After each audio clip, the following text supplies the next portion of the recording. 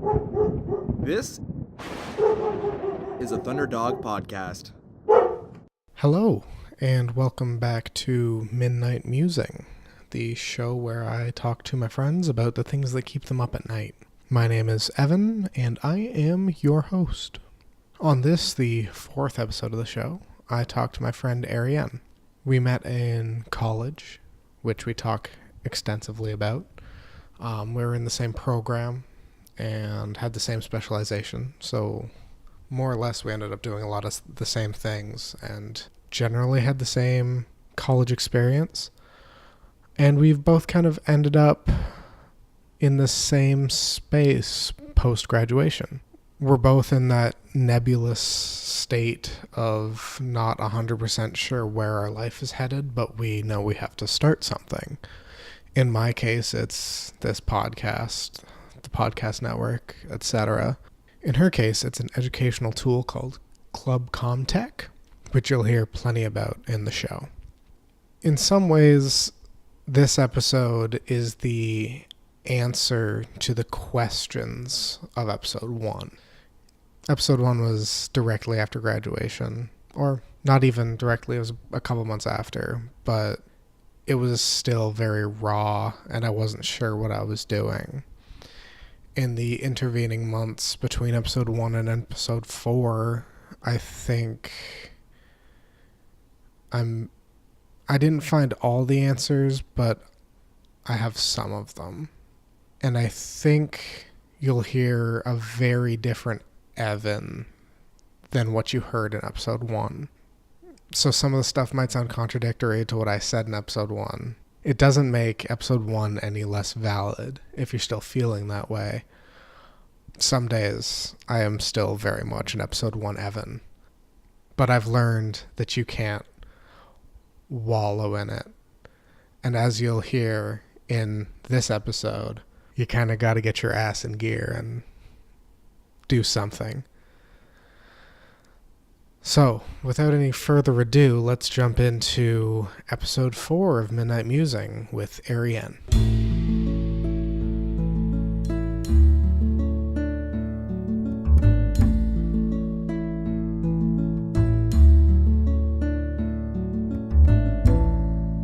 I just graduated with a media studies degree, similar to our host. Not similar, the exact same. Same school. Exact same, yeah. And yeah, I'm just kind of trying to figure out what I want to do. Yeah, what the next step is. Yeah, basically. Yeah, because it's been 3 months, 4 months since we graduated? It's been 4. No, it's been June. 4. June was grad, and it's... Or 4.5? It's getting close to 5. Yeah. Oh, that's scary. Terrifying. Wow. Yeah. You ever just put things in perspective? Oh my goodness. Then the next thing you know, it's 6 and that's a half a year. Oh, wow. Yeah, it's been 5 months since we walked across the stage. That is crazy. The Brampton Convention Center. Oh my goodness. That is terrifying. Yeah. And now it's 5 months and I guess technically we've got things going on. Yeah. So it's so hard to it's hard to, I guess, find a job that you actually like doing after graduation. Truth. Oh, yeah. So creating something yourself just seems like the logical option sometimes. Yeah. And I guess that's something that I did. Mm-hmm. Or I'm attempting to do. Currently in the process of doing? In the process, yeah, exactly. I guess technically, same. This podcast. Yeah. But yeah, it's a weird transition period where like some people are jumping straight into like big corporate, not necessarily corporate, but like industry jobs. Yeah. And I got one of those kind of like it's a smaller sort of thing. Which makes sense to do. It's guaranteed money. Yeah. Not a lot of money, but it's money. Yeah. And but like I wasn't happy there. It's tough. Like I think after 4 years of like getting assignments from profs, you kind of get the idea that oh, well, once I'm done, it's just going to be I get to do my thing. And then you get a job and it's assignments that actually matter. Yeah, that's what that's what kind of sucks. Like, Yeah, you're still getting told what to do. Sucks. Yeah, exactly. It's like you're still in school, but it's for money instead of grades, so it actually matters. Because like Yeah. you fail a class, like, oh, I got to take it again. You get fired, oh, I can't pay rent, I'm homeless. Oh my god. So like I get the idea of going for a job that pays, but at the same time I feel like it's a lot more rewarding to do your own sort of side thing. Yeah, exactly.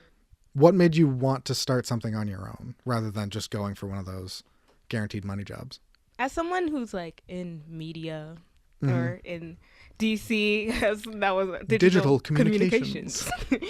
I feel like we're so eager to like create stuff on our own, kind of Mhm. like what you said, like after graduation you think that like you're gonna get to just create your own thing, and then Mhm. it doesn't always happen right away. I think we're just so eager to do that because of our field. Uh-huh. Like they taught us to be creative, Yeah. or do new things, be innovative, and then they put you in a workforce instead, and you Yeah. have to do things based on the guidelines. So I don't know, it's just something that is like in me, from something that I've learned in the past 4 years to do but never got to do. So I was just really eager to like to start something myself that was creative and that would also like help other people. Do you want to explain what you're doing? I probably should do that. That might help. Yeah. Give a little context. Yeah, so I'm creating this website called clubcomtech.org. It is a learning resource for communication technology students and professionals. So in a sense, it's kind of like a smaller version of lynda.com, but just for communication technology. Right. So the reason why I wanted to create something like that was because when I was in Comm Tech class back in high school, a long time ago, oh my goodness. Ancient history. Yeah, that was a very long time ago now that I think about it. I found that there weren't as many resources at the time. Obviously, there's like a million different resources now for Comtech, but at the time there weren't as much resources for learning new tools that were up to date with Comtech, because communication, any type of digital communication, like tool or program or technique, it's constantly updating. Yeah. It's constantly like evolving. Yeah, that's why new. Adobe is a subscription service now instead of just buying the program, because they keep changing it. Yeah, everything just keeps changing, which is frustrating in a sense, but it's all a part of like how media is. It's always moving. And at the time, I wish there was something that was also moving along with it. Yeah.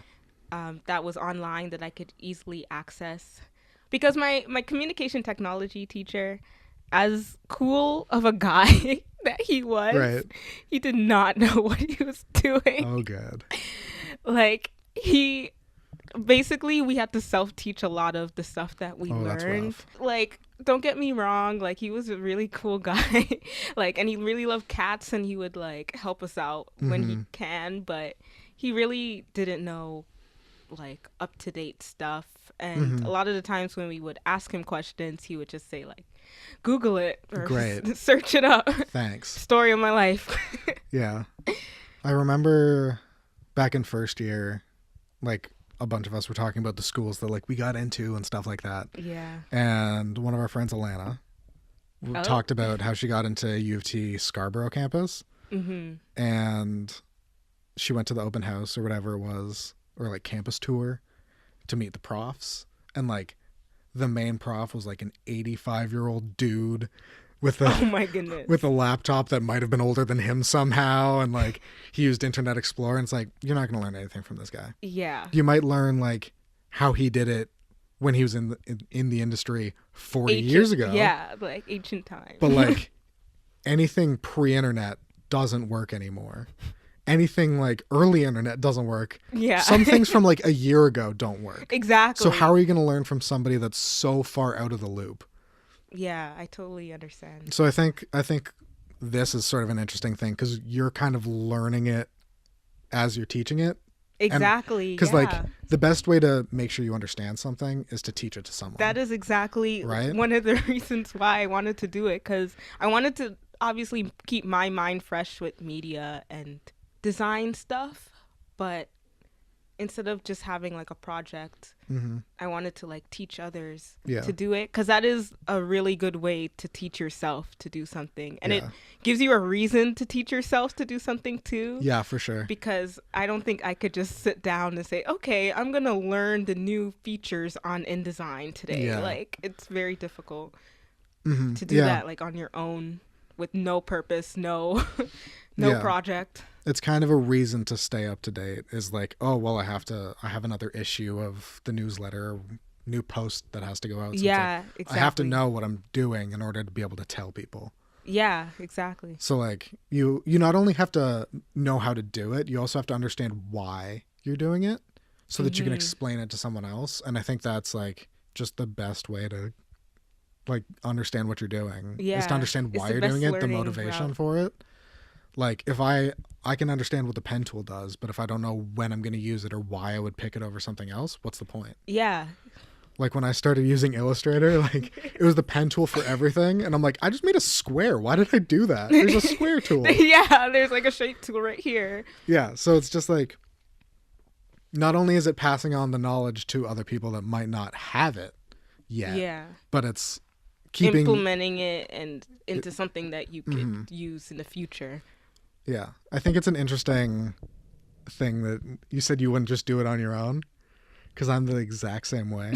I need like someone else's expectations in order to actually do something. Which is probably somehow based in the school system. I feel like every episode of Midnight Musing is me just shitting on the school system, for the record. Kind of is. It all goes back to school. But like, because that's all we know. Yeah, so exactly. Like, because you get assigned these things by your teacher or your prof, and then you hand it into them. You're reliable to them. Yeah, and you would want like a good grade, so you're going to try your best to like do it in the best possible way. Yeah, so now when it's just like, all right, I'm going to do something for myself. But there's no due date. There's no like grading structure. Like, how do I know if I did it well? Yeah, exactly. So it's like, I'm just not going to bother, because if I don't do it, then I won't be disappointed by it. Exactly. So like sharing it to the public is kind of an interesting way to make everyone, the society, your teacher. Where it's like, hey, I made this for you. Yeah. Judge me. But be nice, please.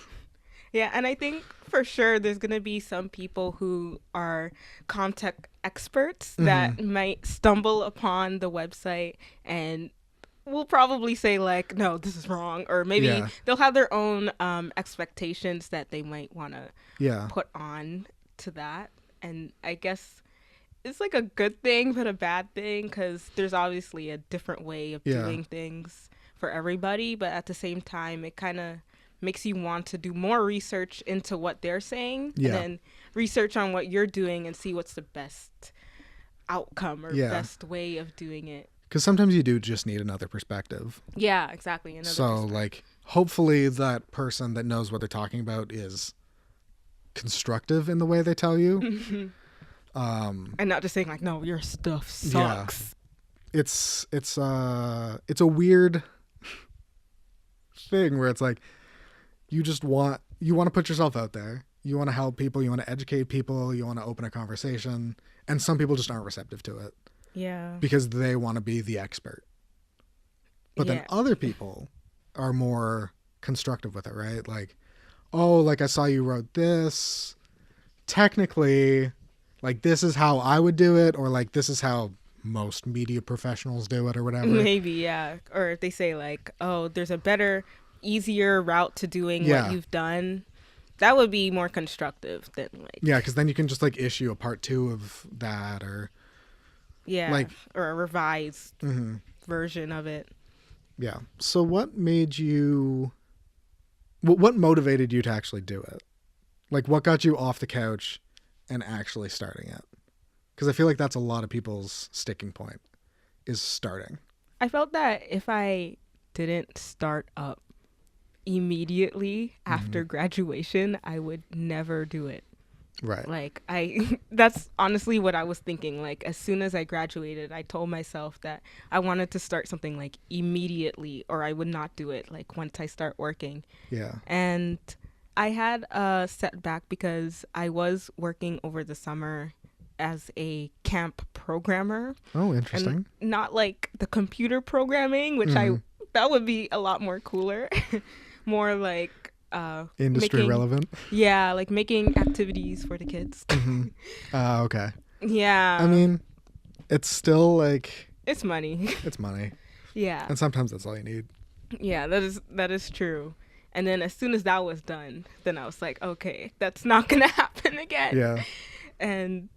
And I basically, I kind of just like put it out there, and I heard a lot of like advice, not necessarily directed to me, but just like advice about entrepreneurship. And one of the things that they said is that if you do it when you're ready, like you'll never get it done. You'll never like, convince yourself that you're ready. Yeah, and that's something that was kind of holding me back at first. Was that I it wasn't ready yet, and I didn't want to like put it out there until everything was like perfect. Yeah. Exactly. Yeah. I think there's an Adventure Time quote. I think it's Jake the dog. Super relevant. I think he says something like, being really bad at something is the first step to being kind of good at something. Like okay. I think like we have the expectation of ourselves that we're not allowed to be bad. Yeah. We just have to start. If we're starting something, we have to be good. No matter what it is. Like you feel bad when you do something wrong. Yeah. And that's how we've been trained to feel. Yeah. So like jumping off into doing something on your own where like you might not have guidance or like actual like strict regulations for what you're going to do, like you can do anything. So what am I going to do? You might overextend, you might like dream too big, you might fly too close to the sun, that sort of problem. But like most people are just going to get stuck at that start line and they're not even going to cross it. They're just going to be like, I'm not going to run this race until I'm ready. Yeah, exactly. And most people that run the race have done a few races before they've won their first race. So yeah, I didn't want to be one of those people that were just stuck at the start of the line. Yeah. Because I would literally never get it done. Yeah. Because like no one's expecting you to nail it on your first try. You might, and that's sick. That would be so cool. But the best way to learn is to do things, at least for me. Like some people are readers, some people are like oral learners. I need to like do it. No, I'm figure out what I the did same wrong, person. Fix it. Yeah. On try to. Like that's literally all the web design classes that I've ever done was all me just doing it, seeing if it actually comes out the way I wanted to. And then after like 500 attempts, getting it right. So yeah. And school is a good place for that, where it's like you are given attempts to some extent. Obviously you do have deadlines, but like you have someone there to help you out. So this is me not shitting on the school system. This is me praising it. Where it's like you have, hopefully, an industry professional. Like, especially web dev courses, like, or I guess web design. We're not web dev. I'm sorry, Jason. Like, web design courses, like, most of the people were also still active web designers. Yeah. On top of being our profs.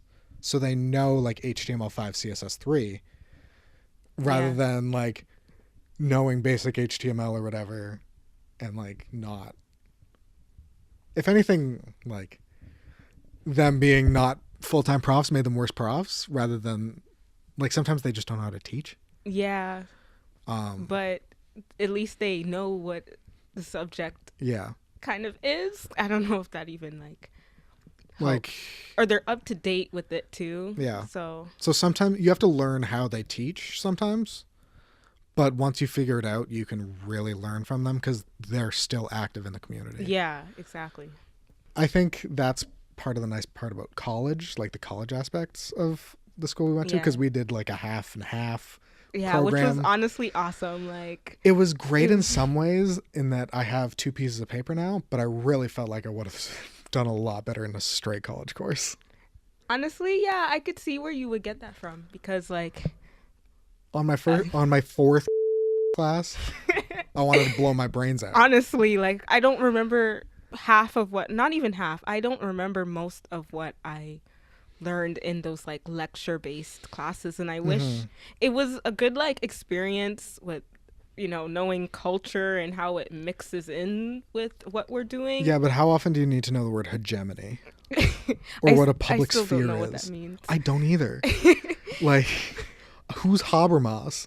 I don't care. If I have to hear about Marshall McLuhan again, I'm gonna Oh my die. goodness. Like, he's a Toronto boy, so can't talk too much shit about him. Wow, that's But those classes were setting you up to study media, and I feel like most of our program was there to make media. yeah. I don't think anybody really was there to, like, continue learning about media communication. Yeah, so I think the college aspects I identified with the college aspects more, even though I was kind of told my whole life that university's better, Yeah. which I think is kind of a drawback for some people, where it's like the perception is dumb people go to college. Wow. I see that cuz in high school, if you took, like, college classes, you were it was assumed that They were the applied- easier courses. Yeah, exactly. The applied stuff is Yeah, they were easier. applied versus academic. Yeah, and the academic stuff was like the more academically inclined kids. Yeah. Like, Like, they were the kids that I don't even know, because like I don't know anyone that wants to be like a researcher or anything like that. I know everyone I know wants to do, like, be active in a community rather than like yeah, talk they about want to do that community. stuff. Yeah, Like, especially not everyone just in our learn program. stuff. Well, people like to learn too, obviously, but you're learning stuff to do them Yeah, more than learning to analyze. yeah, analyze and then like put the it on paper and then Yeah. send it off to the world. Great. The exact same person as you is the only person that's going to read that. Yeah, exactly. It's like a weird, I don't know what the point is to that, but yeah. So I think the college aspects of our education set us up to actually do things rather than kind of Yeah. getting in our own head about like things needing to be perfect before you can take the first step, Yeah, exactly. Yeah. where we kind of already have a bit of experience trying, maybe failing, maybe succeeding. So we're already kind of off that start line Yeah. in some ways. That makes sense. Like, college definitely encourages, or I find that it encourages more of that trial and error setup rather than a more academic based classroom setting. Yeah, because that's very like singular, very, Yeah, like you do the essay, Yeah. you hand it in, it's in a bubble. and then you get a grade back, and then you're done with that essay, done with that topic Yeah. completely. While college is more like you do mini projects working up to a bigger project. So if you mess up kind of on the mini projects over time, then you'll do better on the bigger project. Yeah. That's kind of like a rule in life. Like, you do all these little steps and little things that you could mess up on and kind of, And it's not world ending. yeah, exactly. There's no stakeholders. There's no, like, your grade doesn't what's the word? It doesn't get ruined Yeah. by it. Like, it doesn't completely, like, you're not gonna completely fail if you just mess up on that one little thing. Yeah. Your GPA isn't going to tank if you screw up on one quiz. Yeah, exactly. Or whatever. Or like the first assignment of the semester is always going to be the smallest. Yeah, exactly. Or at least usually, I would hope. It was just like we're 60% first day class. Yeah. So we're kind of in that like beginning of the semester of life. Yeah. Where it's like everything like matters, but if you screw up and have to start again, you still have a lot of time to figure it out. Yeah, and we're pretty young when you think about it. But also so old. Like, this is going to sound stupid and stonery, but like, we're the oldest we've ever been. We've never been this far before. Yeah, that is true. Right? So it's a bit scary to like be wading through the world like, how do I do this, trying to get to that next step. No, I got you. But like, we're still in pretty shallow waters. Yeah. I don't know. So I think things right now matter, but if something goes wrong, you can start again. Yeah. And I think that's the beauty of it. Yeah. And like, even later in life, you can always start again. Yeah, that's true. A lot of people don't start these things until like way later. I can't name a specific thing, but I'm sure there's a lot of people that become successful later on, like in their 30s, even 40s and stuff. Well, like, to some extent, life is a process of elimination. You try things, find out you don't like it, move on to something else. Yeah. To some extent. Like, obviously you have inclinations as to what you like, and you want to try those out first. And sometimes it works out, and that's great. Like, I thought for a long time I was going into like sciences and math and stuff.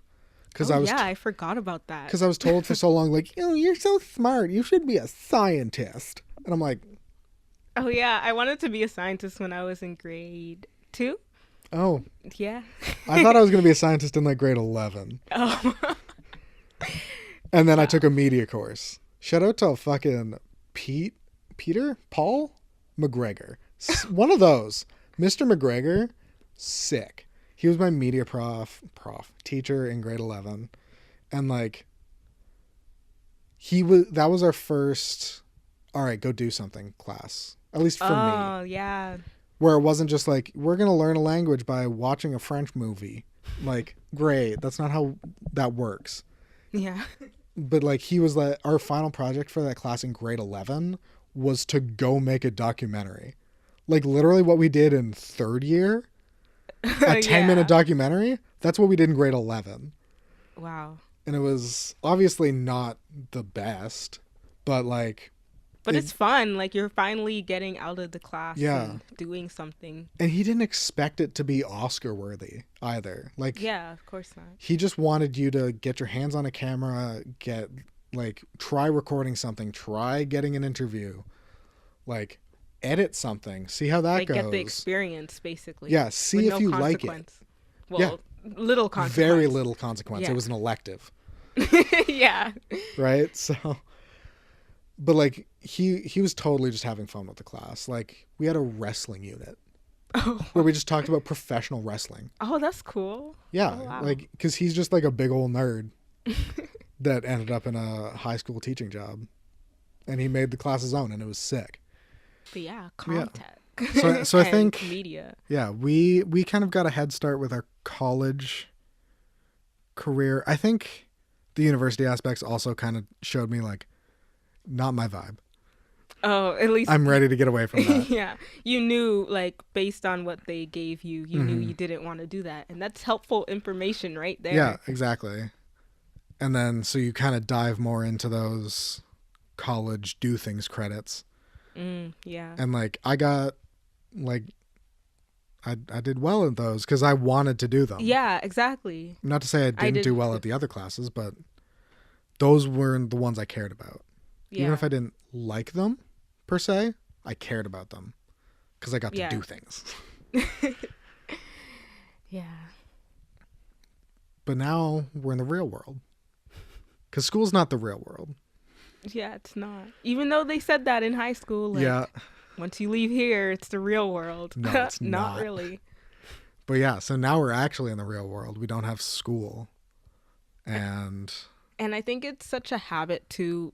Because we were doing like a lot of hands-on stuff. Because we were doing that, like, you don't want to stop. And I think I mentioned this earlier, but yeah, so you have momentum right now. Yeah, I just don't want to stop. And I guess because I'm only used to doing the stuff that I learned in those college classes, like making a website, running a magazine, making a graphic. Yeah, exactly. I wanted to continue to do that with my own stuff, and to the point where it wasn't even about the actual end product. It was more about the process. The process, exactly, of doing it, like putting the website out there, making a newsletter, designing the newsletter. I think that's more of why I kind of I kind of wanted to like continue with doing something that was my own. Yeah. Because I was just continuing what school was teaching me to do. Yeah. I was doing it on my own. Which in a way just shows that's like school worked. Like it showed you what you can do and you're like, yes, now I'm going to do it. That's actually a good way to look at it. I never looked at it like that, but yeah. Whereas mission accomplished. Yeah, whereas like episode 1 of this show, I was like, school sent me up to do jack shit. But like, and I still feel that way. While we're recording this podcast. Yeah, I think looking back on that episode, I think that was just me being very anxious about how to take the next steps. And I'm still in the process of taking those steps, but like this has kind of grounded me a bit. Yeah. Like doing this podcast has kind of put things into perspective for me. Like it is easy to do things. Yeah. Look at what I'm doing right now. I am talking into a microphone. It is going on the internet eventually. Yeah. Like there's no harm in trying, I think is. Yeah, I agree. Like what's the worst thing that could really happen? Someone says a mean thing to you on the internet. Guess what? They suck. Yeah. Just because they said something mean doesn't mean you suck. It means they suck. Yeah, exactly. It has nothing to do with you. It has something to do with them and their internal like insecurities. Yeah. So if someone came to you and was like, how do I start something? Like, what do you think your advice would be? Well, I guess it all depends on what you're starting. I guess if you just because we know media, let's say it's a media thing. Yeah, I wanted to say something media related, but what if someone was, thinking of something totally different, like an office, like a doctor's office or something. But since we are like media students and that's all we know, truly. Yeah, if you wanted to start like a video broadcast and you didn't know exactly how to start it, I would say maybe put out a video and see what the reception is, and then learn from what your initial process was. So how well did it go the first time, and then kind of work your way from there. Like, I don't know what else advice I could say. Like, just start. Yeah. Like, just even if it's like the worst video ever, it could be like the worst quality. Even if you don't like have the best quality camera at the time, just build your audience first, and then once you maybe get enough money to get a new camera, then get a new camera, and just start. Like, it's like, just do it. I don't know. Is that like and like there's nothing even saying that your first try has to be public. That's true. Like you could try and then just not put it out. That is true.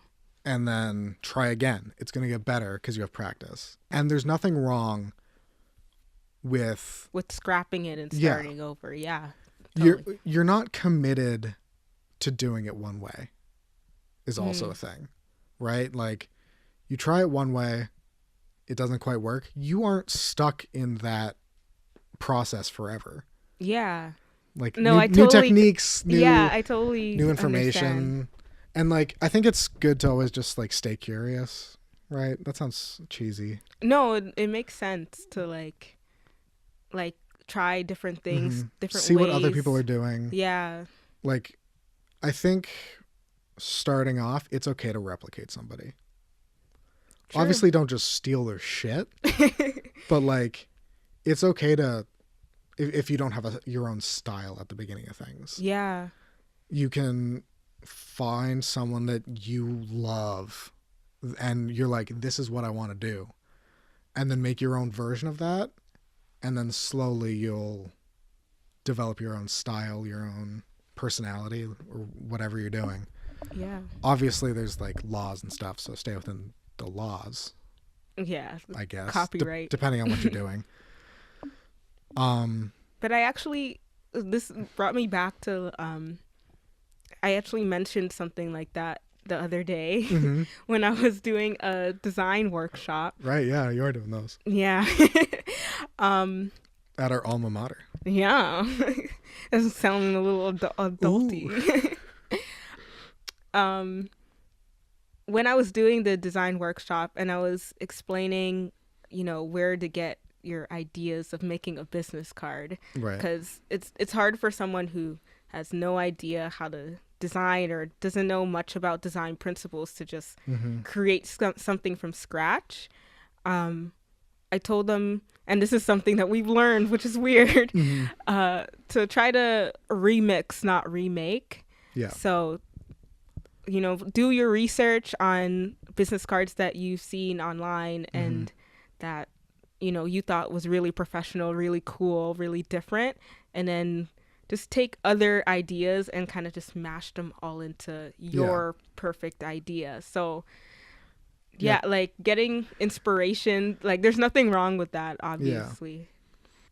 It's not plagiarism if you steal from a lot of places, basically. Yeah. Right? Because you're putting your own spin on taking these 8 ideas and making it one idea. Yeah, and right? It becomes a totally unique, different idea at the end.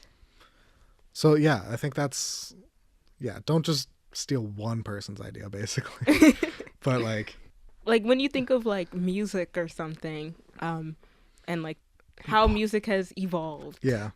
Like, really great musical genres have evolved from, obviously, other past genres kind of mashed together. Mm-hmm. And I wish I could give, like, an example. Well, I mean, like, hip-hop uses a lot of sampling.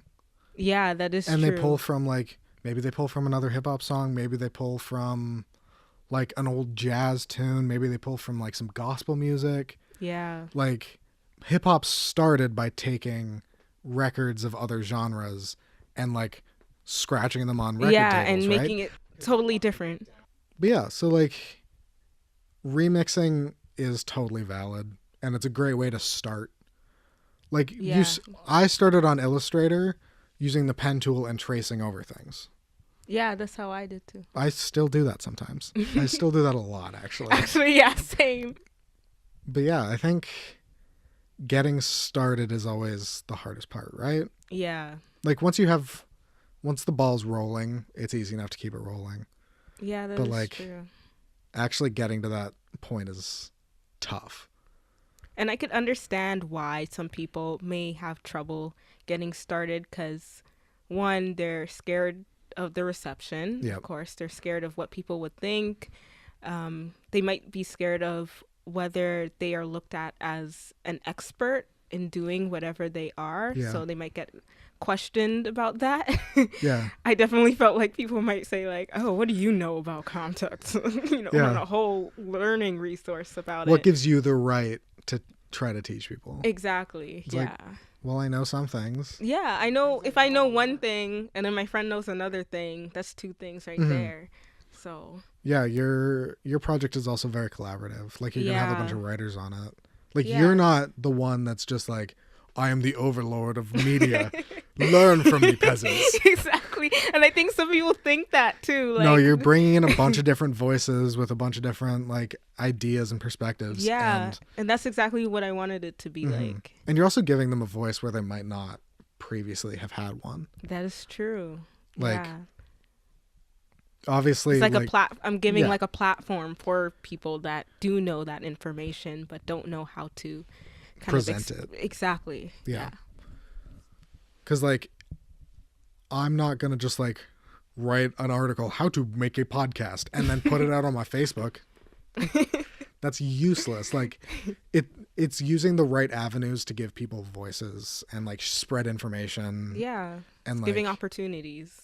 Yeah, and it's an opportunity to learn. It's an opportunity to teach, as well as, like, I don't know, it's just like a cool sort of space that you're making for yourself. And that's another thing. People feel like I can't get a job in this, therefore I shouldn't do it. In some respects, you have to make a space for yourself. Yeah. Especially in media. Media, like, especially, yeah. You're gonna have to, like, pave your own way. Yeah. Make a name for yourself. You can, like, not necessarily latch on, that sounds negative, but you can ally yourself with other people that might be more established than you. But in some respects, if you want a name, and if you want it to be your name, you have to do that yourself.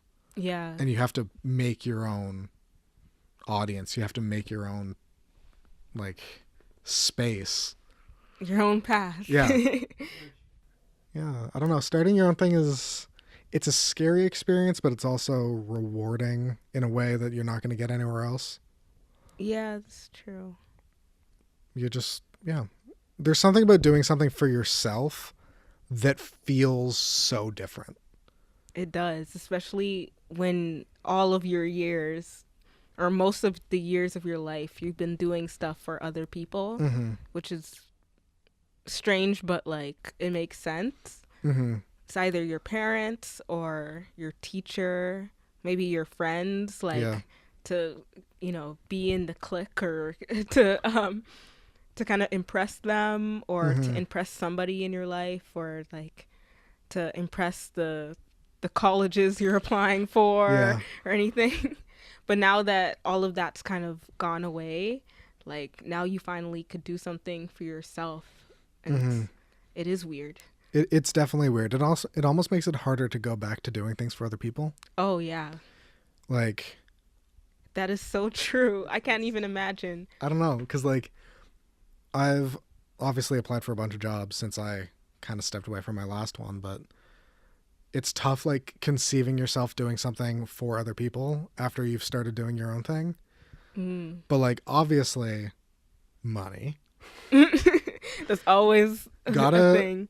Like, it's the number one motivating factor of life currently. Like, it's not food, because food's so easy to get. Yeah, that's true. It's not, like, connection, because it's so easy to talk to people. Obviously, that's its own thing, is talking to people. But, like, I don't know, there's a certain satisfaction you get for doing something for yourself and being proud of it that you don't get for doing for someone else. Doing for something else. Yeah. Even if it is like a small brand that has like a face to it, doing it for yourself is a different feeling. That just like down in your gut, you're like, I know I'm doing this for me, and you're like, yeah. I totally got you. I guess like the only thing that I could, if you don't take away anything, I guess, is don't be scared of what other people think, whether it's of your work or of you, because. But like push comes to shove, getting started is tough, but worth it. Yeah. Because like even if you fail, like there's another chance. Yeah. Like fuck it, try it again. There'll be a million chances. There are going to be roadblocks. Fucked up shit might happen. But like, at the end of the day, what's worse? Trying and failing or not trying in the first place? That is true. Right? Like, again, cliches. Better to have loved and lost than to never loved at all. It sounds stupid, but like, you're never going to get anywhere if you don't start. Yeah. You can't level up if you don't start at level 1. Yeah, exactly. Everyone's going to be level 1 at some point. Yeah, and it's better to just do it early and get it out of the way. Yeah. And then you can be like level 6 and other people can be like, how did you do that? And it's like, well, you start. Exactly.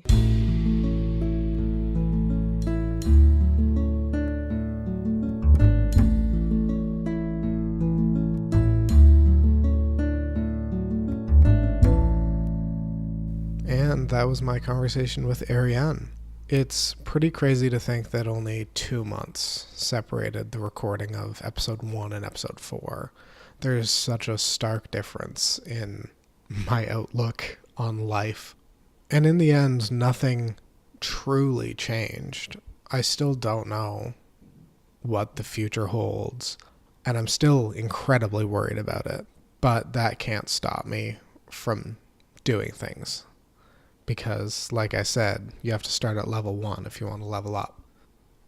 So, if that conversation piqued your interest in what Arienne is doing, you can check out Club Comtech on their website, clubcomtech.org, and that's comm with 2 M's. Think communication, not computer. They also have a Facebook page and a Twitter, both also Club Comtech. All of those links are in the description of the podcast. If you want to stay up to date on what I'm doing, You can check me out on Twitter at _Midnight Musing, and we're also on YouTube. Just search Midnight Musing Podcast. Every episode gets uploaded there as well. Follow the network accounts, both Twitter and Instagram, at Thunderdog Radio. They've got trailers for every episode that is going to be coming out. So that's where I'll sign off for today. This has been Evan, and I'll see you next midnight. Thanks for listening.